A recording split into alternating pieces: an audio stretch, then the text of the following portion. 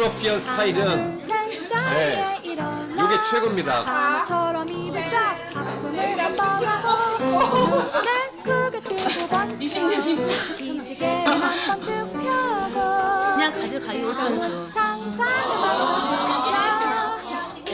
잊고 해피 안에 신발 어쨌든 이만큼 상쾌한 바람이 부는 아침에 한껏 여유 부릴 때 유난히 양색이 좋아 멀리 잘 어울리고 다 예뻐 보일 때 작사하는 노래 들으며 걸어갈 때 시간 멈춰 버스를 탈때 유난히 사람이 많은 출근길 내 앞에서 자리 났을 때 예상대로 일이 술술 풀려갈 때 이제부터 모든 내 멋대로 맘먹을 때 아주 맛있는 걸 먹었을 때 세상에 난 힘들 정도의 쾌변 보너스 휴가 떠날 때 사랑하는 반찬을 그대와 만들었는데 함께 재료비는 5,000원 모두 상상만 해도 술 정말 플러스 5,000원 기분 되는 좋아 잊지 말고 happy happy things 뭐 사셨어요?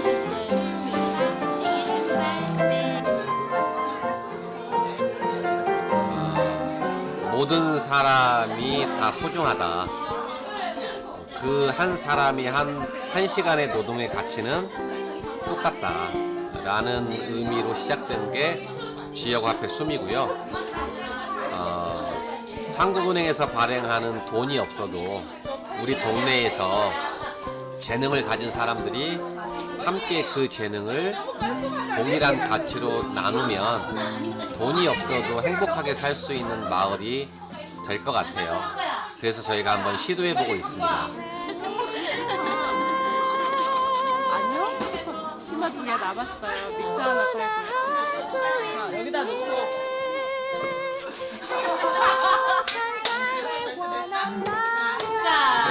모두 상상나는 또 정말 기분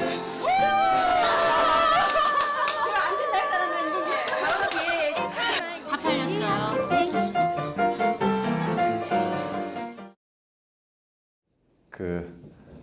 맨 마지막 믹서기에 당첨됐다고 좋아했던 사람이 제 아내입니다. 예, 저는 안석입니다. 첫 페이지에 뭘 넣을까 하다가 제가 하고 있는 일을 좀 넣습니다. 전 현재 광주시청과 광주교육청이 함께 정책을 펴고 있는 마을교육공동체 추진단이 있습니다. 거기 추진위원으로 참여하고 있고요. 제가 광주광역시 광산구에 살고 있는데 광산구에서 운영하는 공익활동지원센터가 있습니다. 그 센터를 위탁받은 마을 두레라는 사단법인의 대표로 있고요. 그리고 요 한 3주 정도 저희가 커피만 판매하던 카페였는데 이제 커피도 판매하고 책도 판매하는 동네 책방 숨을 운영하고 있습니다. 아마 시대의 변화 잘 아실 겁니다. 그 시대의 변화를 가장 대표적으로 이야기해 주는 것이 스마트폰이죠. 시대의 변화에 맞추어서 교육도 변화해야 합니다. 실력이라는 것,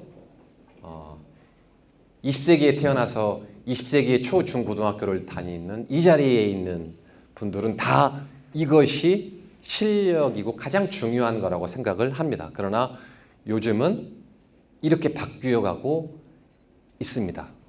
즉 21세기의 교육이라는 분야도 인간의 본질적인 문제가 무엇인지 그리고 인간의 본질적인 문제에 어떻게 반응해야 하는지를 그 능력을 키워주는 것이 교육이라는 것으로 변화하고 있다는 거죠.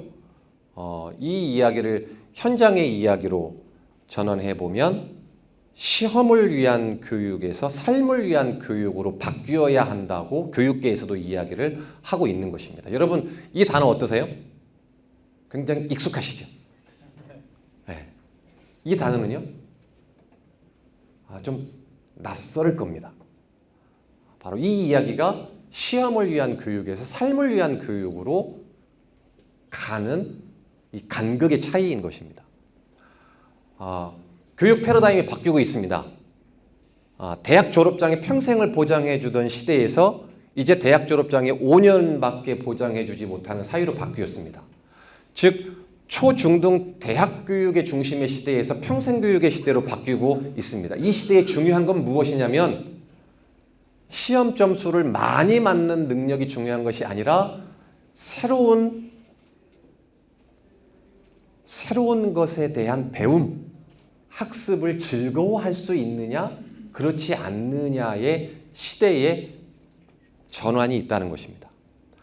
이 이야기를 저희 대한민국의 교육부에서도 알고 있습니다. 그래서 2014년 9월 24일 날 교육과정 개정안을 발표를 했는데 그 이야기 핵심 주제가 가운데 것입니다. 이 부분만 좀 같이 읽겠습니다. 시작.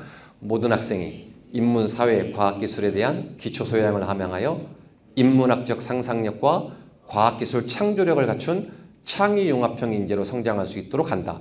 20세기의 교육의 목표, 대한민국 교육의 목표는 인문, 사회, 과학기술의 정보를 머릿속에 많이 담는 것이었는데 이제는 이런 것들은 기초소양일 뿐이고 인문학적 상상력, 창조력, 그리고 창의융합형 인재로 바뀌어야 한다는 것입니다.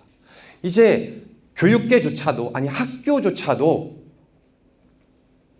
학생들, 아이들의 영혼이 존중되는 곳으로 바뀌어야 한다고 주장하고 이 운동을 하고 있습니다. 이제 교회 이야기로 좀 넘어가 보겠습니다.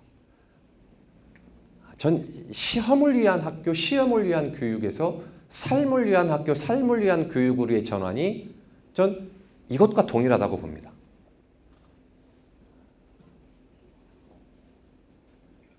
영생을 위한 믿음인가? 삶을 위한 믿음인가? 영생을 위한 교회인가? 삶을 위한 교회인가? 아마 왼쪽에 있는 단어는 굉장히 익숙한 단어일 겁니다. 아무리 거부해도 저희 뇌 속에 굉장히 많이 담겨 있는 단어고요. 저도 왼쪽에 있는 일을 위해서 거의 한 20년 정도 살았던 것 같습니다. 이제 우측에 있는 걸로 살아보려고 이제 개고생 시작한 지 한 6년 정도 된 것 같습니다. 뭐 이 이야기 잘 아실 겁니다.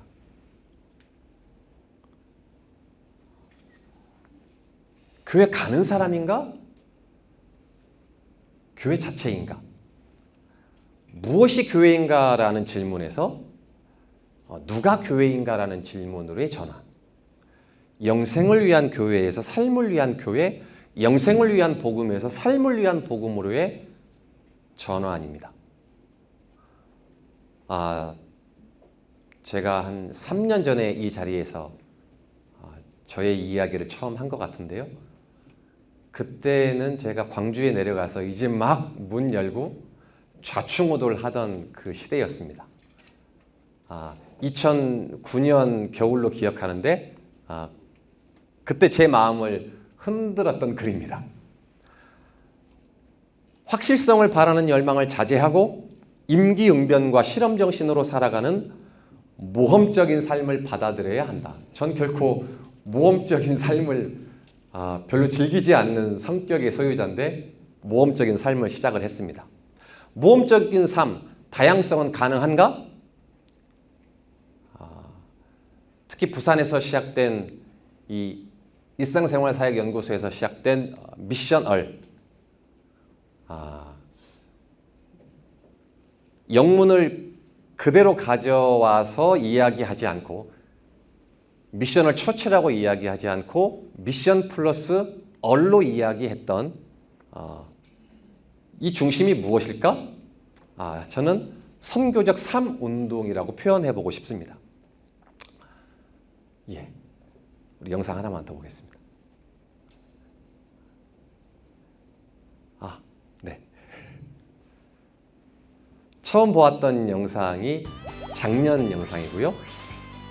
이게 이제 그 모임이 이렇게 발전됐습니다.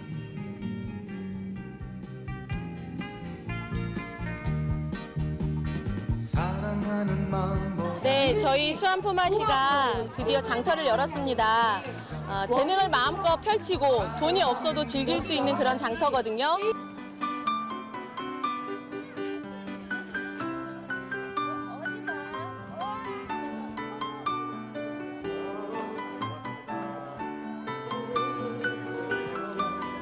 오늘 장터의 거래는 통장과 지역 화폐를 이용해서 운영이 될 건데요. 물건 재료비뿐만 아니라 재능들을 팔러 오셨어요. 그래서 그 재능들은 통장에 숨으로 채워지게 됩니다.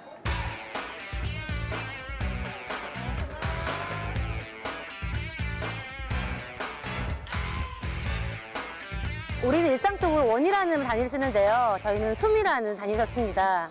이 수안지구가 워낙 삭막하고 아파트로 둘러싸이다 보니까 현재 나가고 있는 영상은 들어보자라는 광주광역시에서 예산을 내서 광주 MBC에서 하루에 3번씩 광주 전남권에 방송해 주고 있는 영상입니다. 이게 11월 중순부터 12월 중순까지 한 달 동안 방송해 주고 있는 영상입니다. I'm in my room. It's a typical Tuesday night. 숨을 통해서 품맛이를 통해서 지역 화폐를 통해서 소유에서 얻는 기쁨도 좋지만 그것보다 더 큰 공유를 함으로써 얻는 즐거움을 함께 나누고 있어요.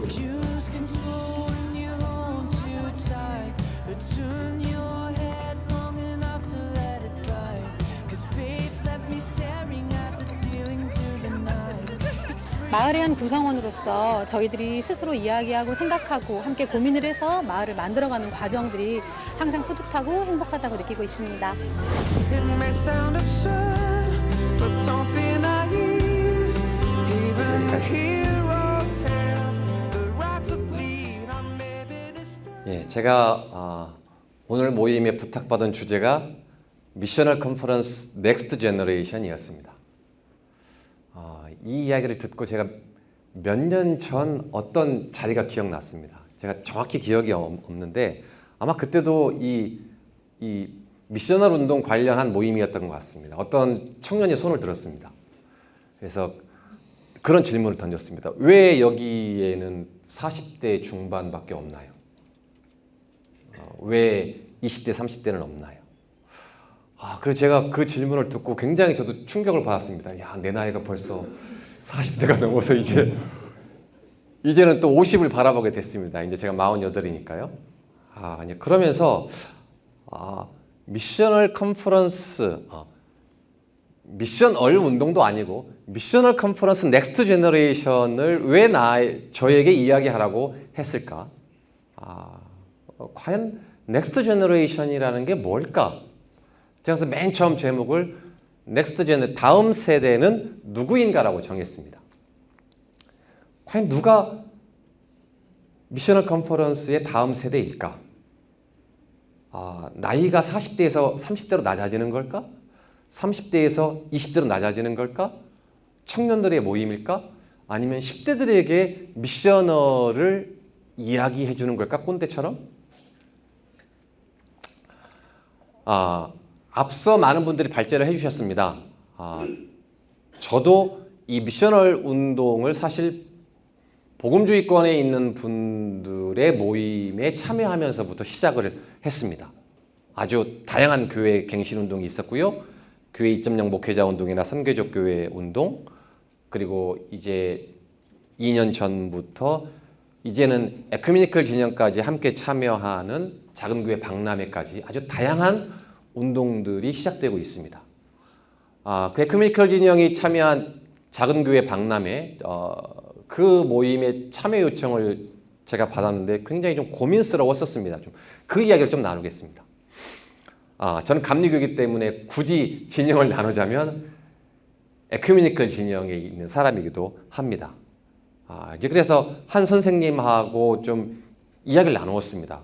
선생님, 왜 굳이 그 모임에서 작은 교회 박람회를 해야 합니까? 그때 그 선생님이 이 말씀을 하셨습니다. 나는 종교개혁 500주년을 바라보며 기획을 하고 있다. 그리고 종교개혁 500주년이 되는 2017년을 기점으로 한국 교회는 반드시 변화를 시작해야 하고 변화의 운동의 시작에 무언가를 터뜨려야만 한다는 것이죠.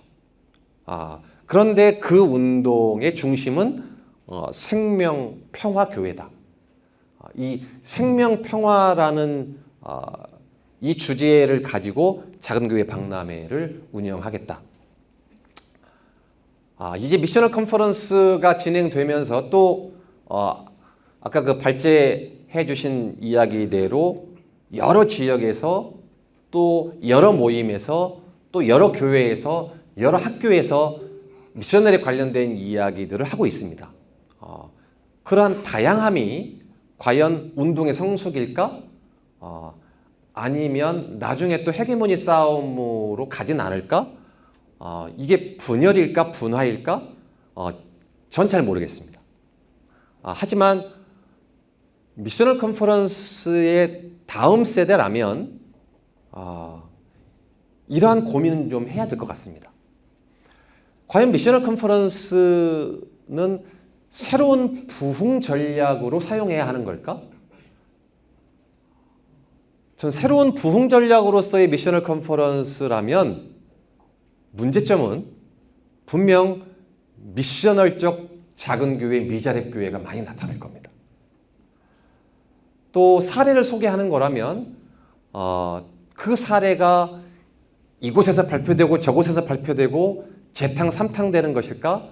아니면 발표된 이야기들이 그 주체가 힘들어서 포기하고 떠나면 그 이야기는 사장돼 버리는 이야기가 되진 않을까? 뭐 한참 동안 카페 목회가 막 유행이었지 않습니까? 그래서 그리고 또 이머징 처치가 또 한참 유행이었고 어떤 분들이 그러더라고요. 두 날개 끝나니까 이머징 하더니 이머징 끝나니까 미션을 하는 거 아니야? 유행인가 한 단계 더 발전해 가는 방향인가? 이런 고민 속에 미셔널적 삶을 사는 사람들이 요 근래 많이 고민하는 것 같습니다. 어떤 모임이 있을 때 내가 저 모임에 가야 되는 건가? 내가 저 모임에 굳이 꼭 가야 하나? 내가 안 가면 안 될까? 또 내가 안 가면 좀 섭섭해 하진 않을까? 과연 다음 세대는 무엇일까? 전 개인적으로 이런 제안을 좀 드리고 싶습니다. 교회 중심에서 삶의 이야기로의 전환이 필요하다. 넥스트 제너레이션이라면 가나안이 목표가 아닌 광야의 삶을 즐길 수 있어야 한다. 그 이야기가 담겨져야 한다. 사실 한국 사회의 교회는 철저히 국가 종교 시대의 유산인 시스템을 물려받았습니다. 그 당시는 국가 종교 시대였기 때문에 교회 안에 있으나 교회 밖에 있으나 똑같은 시스템을 살고 있는 거죠. 그러나 한국의 상황은 너무 다릅니다. 철저히 삶과 분리된 교리 중심의 믿음 생활, 이것이 교회입니다. 전 좀 과격하게 들릴지도 모르지만 이제는 좀 이런 이야기를 해야 하지 않을까? 종교화된 교회를 떠나자. 종교화된 교회로부터 탈출하자. 그리고 그 탈출의 방법을 소개하고 탈출해도 안전하다는 이야기를 제공하고 탈출해도 갈 곳이 있다는 이야기들을 해야 하지 않을까? 그러나 그 갈 곳은 가나안이 아닌 광야라는 것이죠. 그리고 그 광야를 함께 모여서 공동체를 이루어서 그 광야를 통과하자. 요 근래 많은 교회들이 미셔널 처치 운동을 하고 있습니다. 전 굉장히 소중한 지점이라고 봅니다. 그리고 이 운동이 계속 지속되어야 한다고 봅니다. 하지만 교회 중심의 미셔널 운동에 저는 이런 바람을 가져봅니다. 또 미셔널 운동마저도 대형교회의 자본이 필요하고 대형교회의 조직력이 필요하고 이걸 활용한 한국교회의 새로운 부흥운동으로 갈 것인가? 처음에도 말씀드렸지만 교회 중심의 미셔널 운동이 다양한 형태의 미자립교회를 양산해 대지 말고 지금까지의 미셔널 운동이 목회자 개인 아니면 한 가정이 전적으로 책임지고 광야로 나서서 무엇인가 도전하고 재작년에 한참 유행이었던 맨 땅에 헤딩하는 MH 공법 이제 그 공법을 끝내고 만일 교회 중심으로 간다면 교단이 참여한다면 역량 있는 단체가 참여한다면 그리고 역량 있는 사람이 모였다면 이제는 공공의 영역으로 미셔널 운동을 받아주고 그 영역이 생존할 수 있도록 펀딩을 조성하고 그 펀딩으로 정말 맨 땅에 헤딩하고 있는 분들의 생존권을 좀 보장해 줄 수 있는 이런 형태의 운동으로 가야 하지 않을까라고 기대를 해봅니다. 이제는 미셔널 컨퍼런스의 다음 세대가 어떤 내용을 담았으면 좋겠다 하는 이야기를 좀 하고 제 이야기를 마치겠습니다. 공동체적 삶이 가능한가? 전 이런 이야기들이 계속 진행된다면 미셔널 컨퍼런스에서 이런 이야기들을 좀 많이 들려줬으면 좋겠습니다. 서구의 기독교의 역사는 여러분 아시는 것처럼 약 500년이죠. 그 500년의 역사 속에 100년을 넘어선 독특한 신앙 공동체들, 삶을 함께 나누는 공동체들은 어떻게 가능했을까? 이 이야기가 한국에서는 왜 불가능할까? 이 이야기들을 살아내고 실현해내는 공동체의 이야기, 그 이야기를 담보해내는 그분들이 미셔널 컨퍼런스의 넥스트 제너레이션이 아닐까요? 사람은 개인의 자유를 굉장히 주장을 합니다. 그런데 공동체라는 이야기를 하면 개인의 자유와 공동체적 삶의 모순 아니면 역설을 넘어서지 못하고 그 간극에서 무너져 내리는 분들이 참 많습니다. 하지만 분명 개인의 자유와 공동체적 삶을 역설을 중심을 잡고 그 역설을 잘 풀어내는 믿음의 사람, 믿음의 공동체가 있습니다. 그 이야기들을 들려주었으면 좋겠습니다. 특히 젊은 세대들은 결혼, 출산, 육아의 고통을 당하면 그냥 무너져 이 사회가 요청하고 이 사회가 세뇌하는 그 길로, 큰 길로 달려가고 싶은 욕망이 철철 넘쳐납니다. 만약 미셔널 컨퍼런스 넥스트 제너레이션이라면 40대에서 30대로 20대로 건너가는 것이 아닌 과연 다음 세대에서는 결혼과 출산과 육아의 고통을 함께 나누어지고 함께 어떻게 극복해 나가는가, 그것도 복음의 정신으로 어떻게 극복해 나가는가에 대한 이야기를 내어놓을 수 있어야 된다고 생각을 합니다. 또 이제 중년으로 넘어서고 노년으로 접어들고 있다면 신자유주의의 풍랑 속에서 자녀 교육, 자녀 결혼, 노후의 문제 등이 우리 인생 앞에 산적해 있는데 과연 잘 항해해낼 수 있을까? 이 이야기들이 함께 소개되어지고 함께 고민되어지는 미셔널 컨퍼런스였으면 좋겠습니다. 좀 바람이 좀 많은 것 같습니다. 제가 봐도. 이제 한 세대를 넘어선 미셔널 컨퍼런스라면 저는 즐거운 불편과 자발적 가난을 이야기할 수 있어야 된다고 봅니다.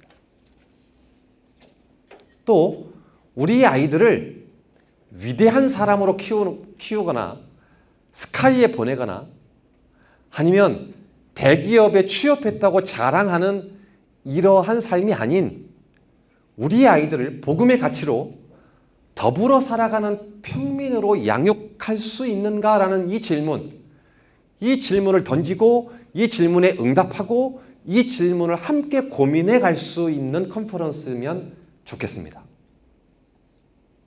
또 앞서 2개 영상에서 보았지만 한국은행에서 발행한 화폐 없이도 과연 우리의 일상이 가능할까?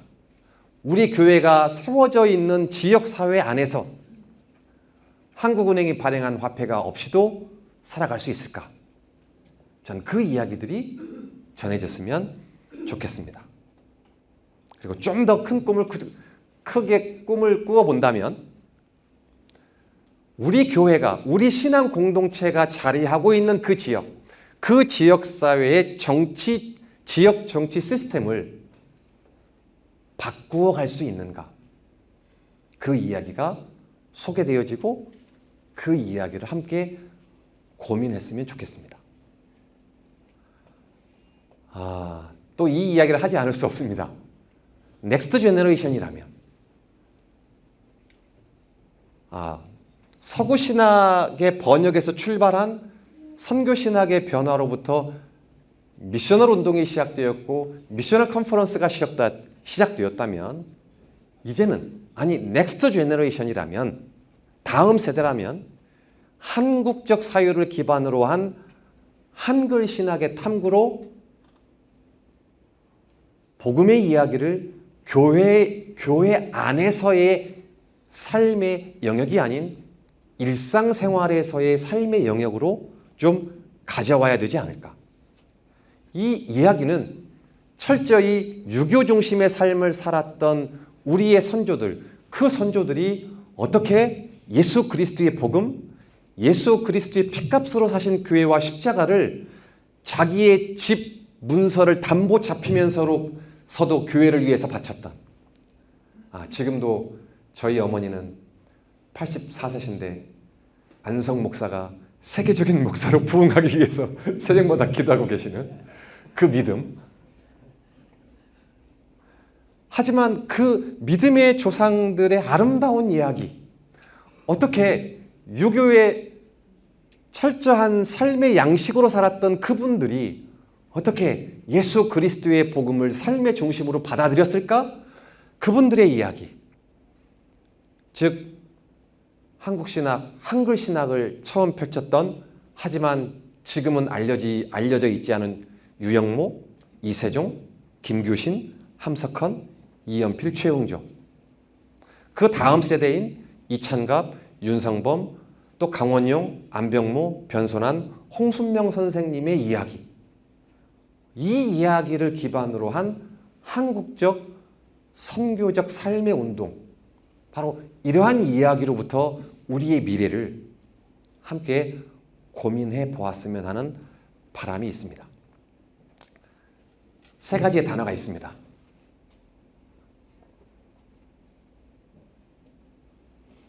한국 교회는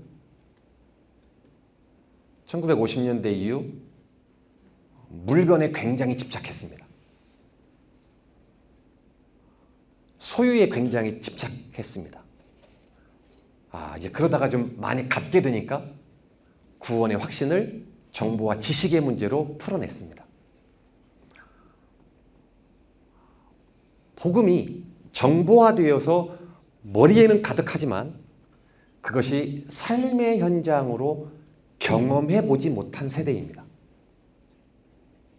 전 넥스트 제너레이션은 바로 복음의 이야기를 우리의 삶의 현장에서 경험하게 해 주어야 한다. 이 경험의 이야기가 풍성히 다루어지기를 바랍니다. 마지막 성경 말씀 읽고 마칩니다. 예수님과 율법교사의 대화죠. 무엇을 하여야 영생을 얻습니까? 무엇을 하여야 구원을 받을 수 있습니까? 우리 한국교회의 30년 동안의 처절한 질문이었습니다. 그 질문에 예수님은 이렇게 말씀하셨습니다. 내 대답이 옳다. 이를 행하라.